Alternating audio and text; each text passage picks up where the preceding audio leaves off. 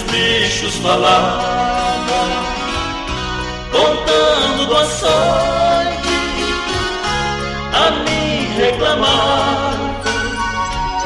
Sonhei esta noite que os bichos falavam, contando do açoite, a mim reclamavam.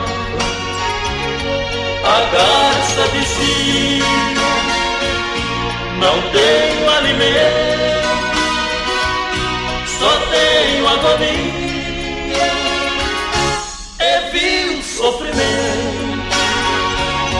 Levaram meu ninho, quebraram meu ramo, por isso defino, por isso reclamo.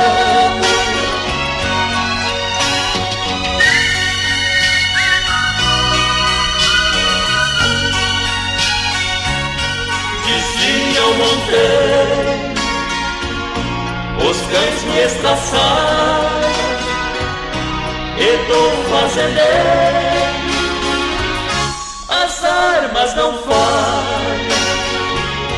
No pasto alagado não vai meu focinho, pois que no caminho eu sou fuzilado.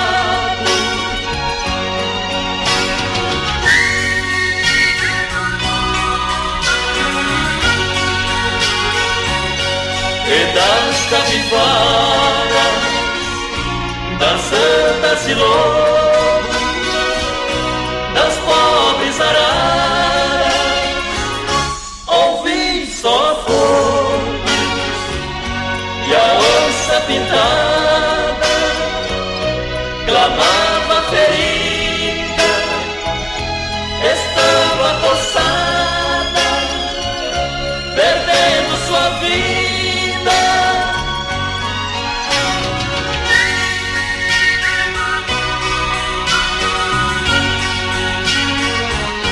Sonhei esta noite e os bichos falavam, contando do açoite, a mim reclamavam.